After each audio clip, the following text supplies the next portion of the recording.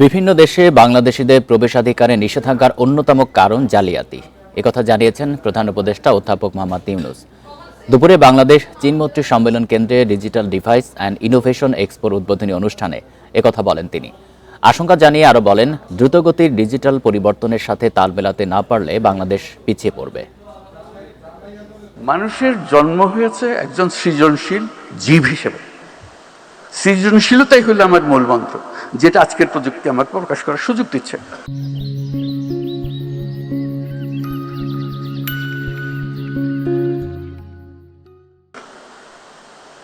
আমার আবার এই প্রযুক্তিকে এনে আবার দাসপ্রথাতে ঢুকিয়ে দিচ্ছে, যে তোমাকে চাকরি করতে হবে, কোম্পানিতে চাকরি করতে হবে।